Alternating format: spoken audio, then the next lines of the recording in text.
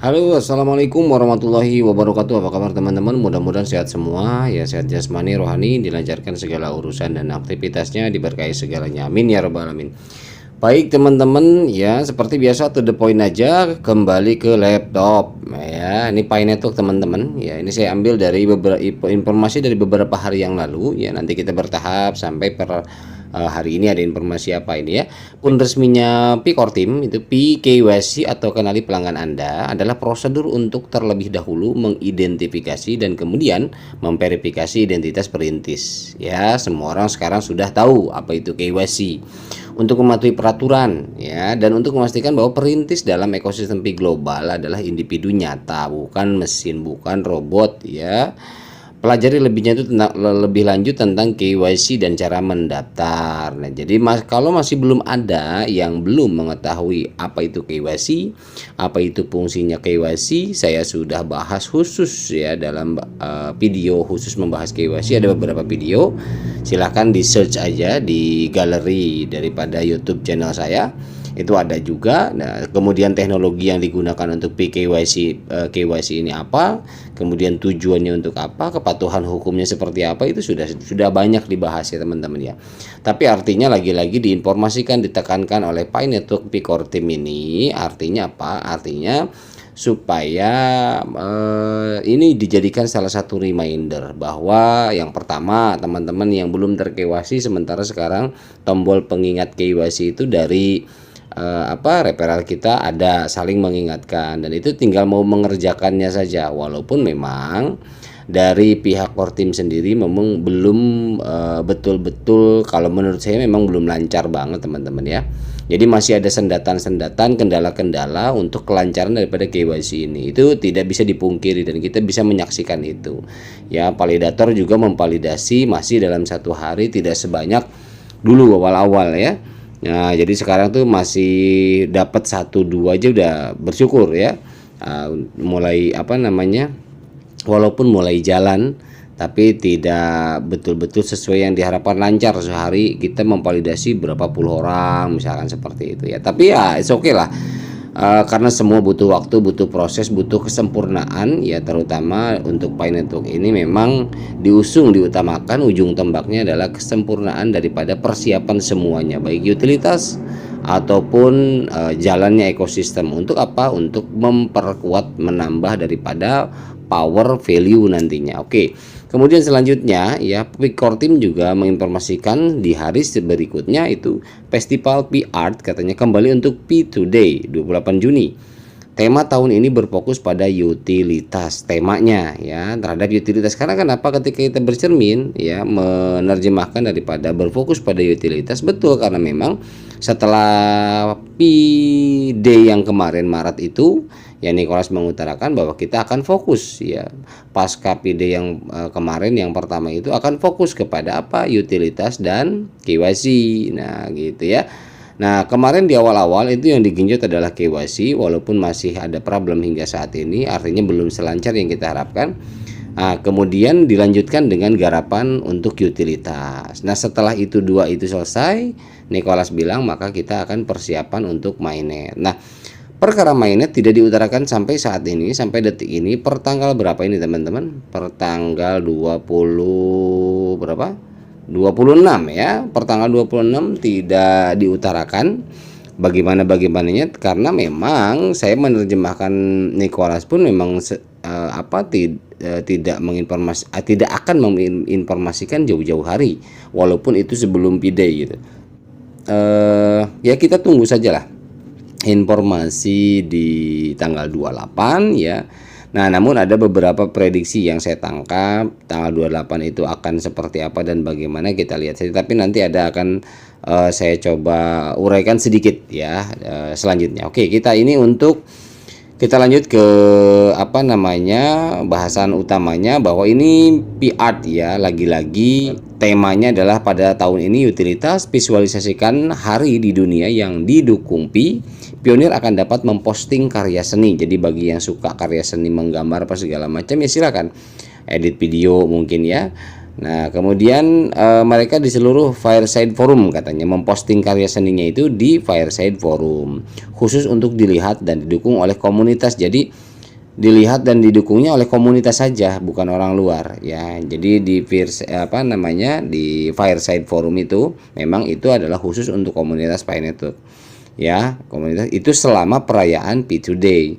Instruksi lebih lanjut tentang tempat pemostingan atau memposting kiriman Anda akan dibagikan minggu ini. Jadi di mana mempostingnya nanti akan dibagikan melalui melalui Fireside Forum nanti ya, di sini postingnya gitu ya. Jadi pionir yang lain bisa melihat. Nah, itu yang akan dilakukan di minggu ini oleh Core Team. Oke.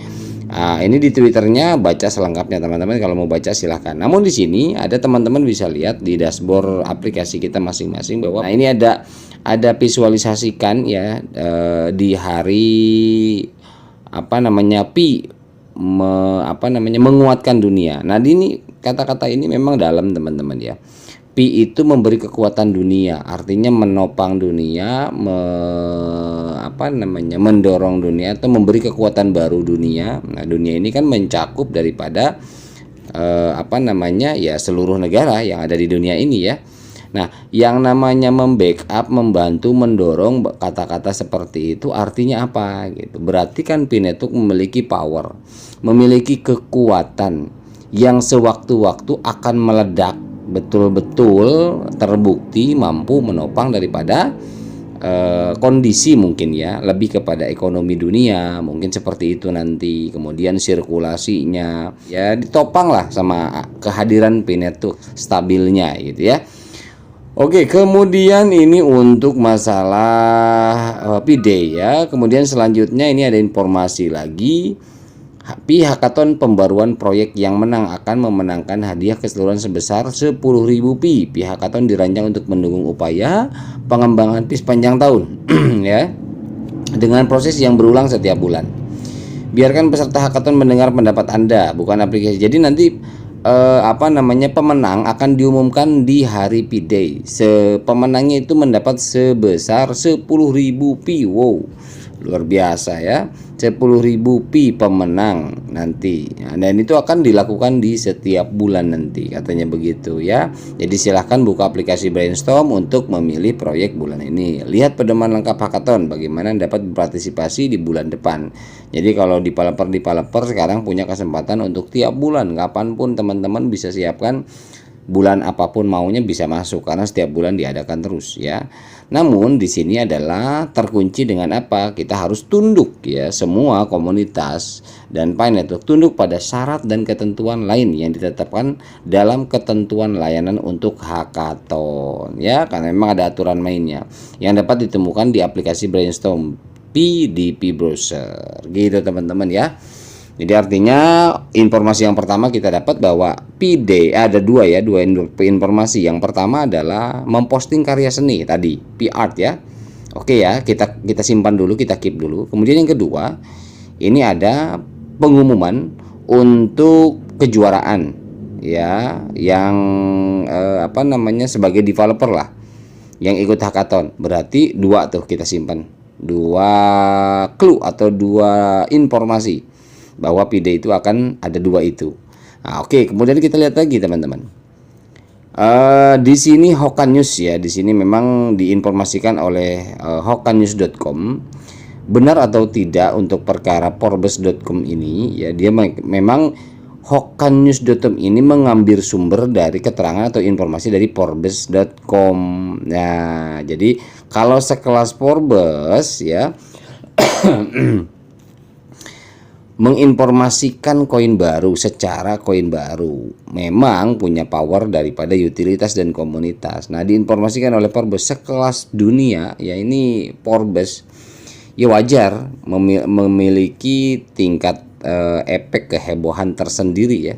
Nah, dia gara-gara dia nih, gara-gara Forbes ini nih, akhirnya apa? Akhirnya value IOU-nya Pi Network di exchange ya, yang membuka IOU kemarin itu naiknya luar biasa.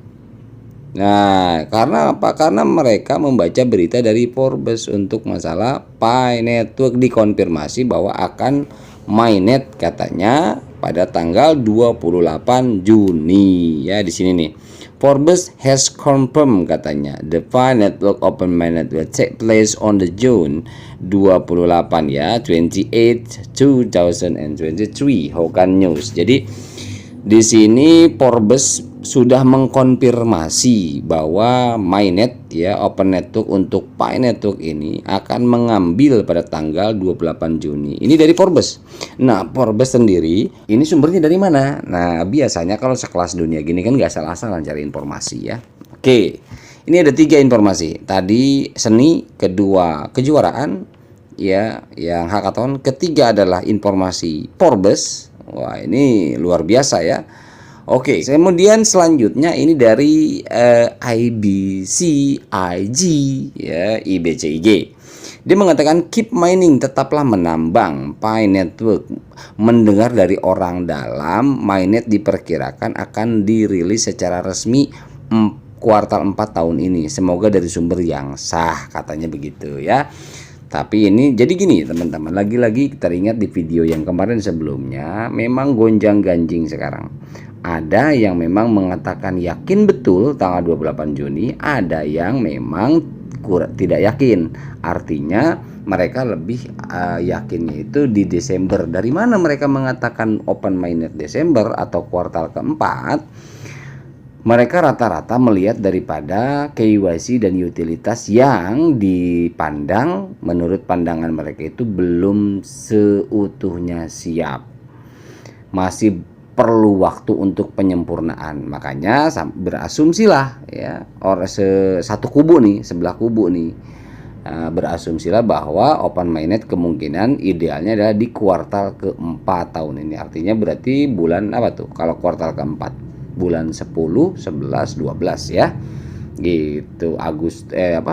September ya berarti Oktober ya. Oktober, November, Desember, antara itu. Nah, kalau memang mengacu ke kuartal keempat. Nah, ini kan hanya informasi, teman-teman ya. Jadi ada beberapa informasi yang mengarah ke bulan ini. Kemudian ada juga teman-teman mungkin sudah banyak yang tahu ya, dari kemarin itu baik di grup, baik di media segala macam, kartun The Simpsons ini kan gimana ya?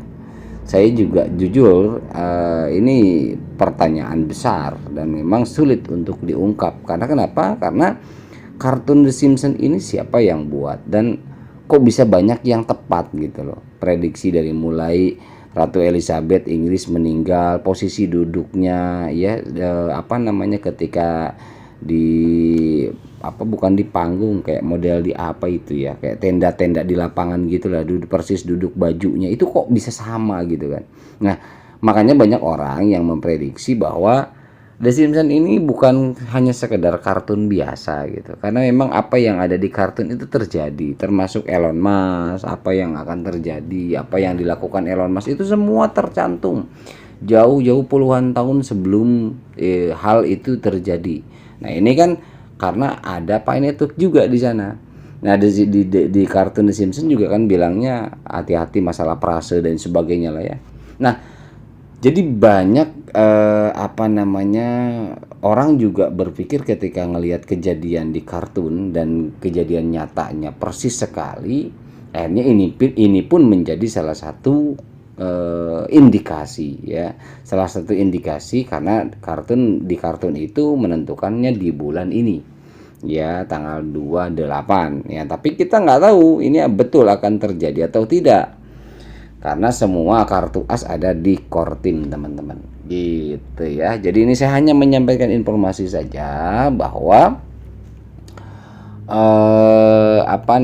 kalau saya boleh memberikan atau sharing pandangan saya ketika open mainnet itu nanti terjadi, atau bukan open mainnet lah ya, ini P-Day ya, P-Day 2 ini tanggal 28 yang saya prediksi atau yang saya lihat ya, yang saya cerna, yang sudah pasti itu akan keluar di P-Day itu yang pertama adalah pengumuman itu macam-macam beragam. Yang udah pasti pengumuman pasti ada. Yang pertama pengumuman yang tadi, pengumuman hackathon kejuaraan itu udah pasti. Nah, ini ada yang kedua. Saya melihat ini entah apa saya yang salah ingat ya, karena di akhir tahun kemarin apa di awal ya itu saya sempat mendapatkan artikel yang membaca bahwa Juni tanggal 28, ya itu artikel bukan video. Juni tanggal 28 itu Nicholas akan mengumumkan roadmap baru bahwa apa yang akan dilakukan ya setelah PD itu. Kemudian nah di situ betul memang open mainnet. Saya baca di apa namanya di artikel itu ya teman-teman ya. Betul memang open mainnet, tetapi open mainnetnya itu posisinya di utilitas ya. Open mainnet itu tidak apa namanya tidak 100%, karena sebelumnya kan saya pernah cerita juga sebenarnya Panetok ini udah open mainnet dari tahun Juni dari bulan Juni tahun kemarin ketika terjadi migrasi awal pertama. Jadi banyak pionir yang sudah termigrasi koinnya. Nah itulah saya mengartikan itu mulai mainnet. Namun persentase penyelesaiannya itu bertahap hingga saat ini.